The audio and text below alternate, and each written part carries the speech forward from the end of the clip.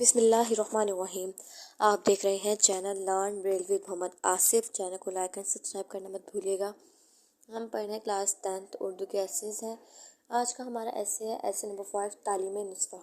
یہ ہمارا بہت امپورٹنٹ ایسے ہے اینڈ سٹارٹ کرتے ہیں۔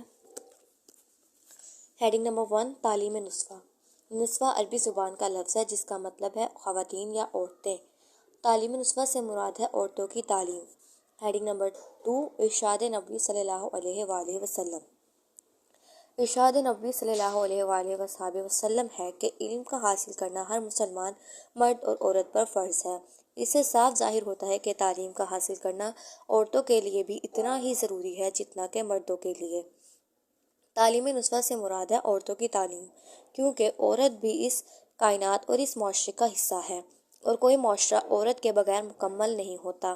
کسی بھی معاشرے میں جب تک مرد اور عورت مل کر نہیں چلیں گے وہ معاشرہ مثالی نہیں بن سکتا۔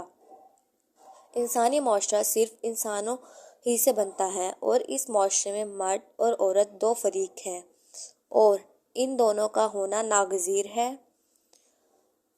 ان کے بغیر معاشرہ قائم نہیں ہو سکتا۔ اگر ان دونوں میں سے ایک نہ ہو تب بھی معاشرہ قائم نہیں رہ سکتا۔ جب حضرت آدم علیہ السلام کو پیدا کیا گیا تو اس کے ساتھ ہی اللہ تعالیٰ نے ایک دوسری جنس حضرت حوا علیہ السلام کو بھی بنایا۔ ہیڈنگ نمبر 3 مرد اور عورت گاڑی کے دو پہیے۔ مرد اور عورت ایک ہی معاشرے کا حصہ ہیں، بلکہ ان سے ہی ایک معاشرہ وجود میں آتا ہے۔ عورت اور مرد دونوں ایک گاڑی کے پہیوں کی حیثیت رکھتے ہیں۔ جب تک ان دونوں میں توازن نہ ہوگا تب تک کوئی بھی معاشرہ قابل قدر نہیں بن سکتا اور نہ ہی ان کی زندگی کی گاڑی منزل تک پہنچ پائے گی۔ ہیڈنگ نمبر 4 تعلیم کے بغیر ترقی ناممکن۔ کوئی بھی معاشرہ اور اس معاشرے میں رہنے والے لوگ اس وقت تک ترقی نہیں کر سکتے جب تک ان کو تعلیم کے زیور سے آراستہ نہیں کیا جاتا۔ جب مرد اور عورت دونوں ہی تعلیم یافتہ ہوں گے تو وہ قوم ترقی کرے گی۔ جو ملک ترقی کرنا چاہتا ہے اور دنیا میں کچھ نام کمانا چاہتا ہے تو وہ اپنے ملک میں بسنے والے تمام افراد کے لیے تعلیم کا انتظام کرے تاکہ اس کے افراد اس تعلیم سے مکمل طور پر فائدہ اٹھا سکیں۔ ہیڈنگ نمبر 5 رسول اکرم صلی اللہ علیہ وآلہ وسلم کے زمانے میں عورتوں کی تعلیم۔ رسول اللہ صلی اللہ علیہ وآلہ وسلم نے مدینہ منورہ میں مردوں کی تعلیم کے لیے ایک جگہ مقرر فرمائی ہوتی تھی۔ اسی طرح عورتوں کی تعلیم کے لیے بھی ہفتے کا ایک دن مقرر تھا۔ حضور صلی اللہ علیہ وآلہ وسلم سے آپ صلی اللہ علیہ وآلہ وسلم کی ازواج مطہرات رضی اللہ تعالیٰ عنہ دین کی باتیں سیکھتی تھی اور پھر دوسری مسلمان عورتوں کو ان کے مسائل کے حل بتاتی تھی۔ دین اسلام بہت سادہ اور آسان دین ہے، اور یہ آسان اس لحاظ سے ہے کہ اس میں زندگی گزارنے کے اصول پوری طرح واضح ہیں۔ ان کے مطابق ہی زندگی بسر کرنی چاہیے۔ ہیڈنگ نمبر 6 ماں کی گود بچے کی پہلی درسگاہ۔ داناؤں نے بہت خوبصورت بات کی ہے کہ ماں کی گود بچے کے لیے اس کی پہلی درسگاہ کی حیثیت رکھتی ہے، کیونکہ بچے کی پرورش اس کی ماں ہی کرتی ہے، اور اگر ماں اچھے انداز میں بچے کی پرورش کرے گی تو جو کچھ وہ بچے کو سکھائے گی وہ اس بچے کی آنے والی زندگی میں اس کے کام آئے گا۔ بچے کو ماں وہ سب کچھ سکھاتی ہے جو وہ جانتی ہے، اس لیے بچے کی پرورش کرنے کے لیے ماں کا تعلیم یافتہ ہونا ضروری ہے۔ مرد کی تعلیم ایک فرد کی جبکہ ایک عورت کی تعلیم تمام معاشرے کی تعلیم کی حیثیت رکھتی ہے۔ عورت ہی بچے کو اس دنیا میں لانے کا باعث بنتی ہے اور وہی اس کو اچھی پرورش سے ایک باعزت اور باوقار شہری بنا سکتی ہے۔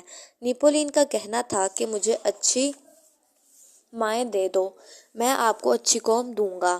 اس سے معلوم ہوتا ہے کہ ایک انسان کے لیے سب سے اہم چیز اس کی بہترین تربیت ہے، کیونکہ وہ بچہ جو دنیا میں آتا ہے اسے دنیا کے متعلق کسی بات کا علم نہیں ہوتا، اس لیے یہ ضروری ہے کہ اس کی ماں پڑھی لکھی اور باشعور ہو تاکہ وہ اپنے بچے کو اس دنیا کے رسم و رواج، رہنے کا ڈھنگ اور اونچ نیچ سمجھا سکے اور اس کو کردار کے لحاظ سے اتنا مضبوط بنا دے کہ وہ ہر مشکل کا بڑی آسانی سے مقابلہ کر سکے۔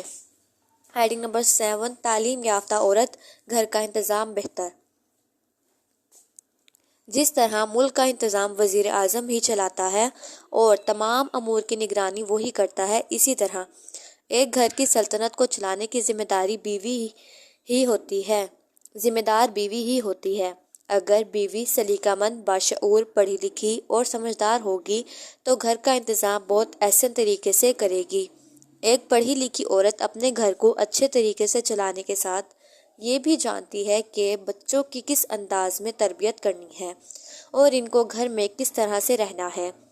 وہ بچوں کو پیار و شفقت دینے کے ساتھ ساتھ ان کی زندگی کی دوسری ضرورتوں کا خیال بھی رکھتی ہے۔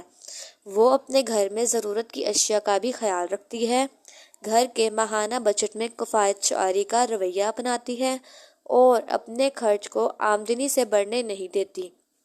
گھر بیٹھے بیٹھے وہ کوئی نہ کوئی کام کر کے اپنے شوہر کا ہاتھ بھی بٹا سکتی ہے۔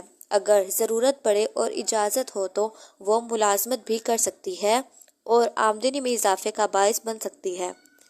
اس کے مقابلے میں ایک جاہل عورت ایسا نہیں کر سکتی، کیونکہ اس کے پاس علم کی دولت نہیں ہے، وہ بچوں کی تربیت بھی درست انداز میں نہیں کر سکتی۔ یہ تھا ہمارا ایسے نمبر 5 تعلیم نسخہ۔ اب ہم ملیں گے اپنی نیکسٹ ویڈیو میں، تب تک کے لیے ویڈیو کو لائک اینڈ شیئر کریں۔ اللہ حافظ۔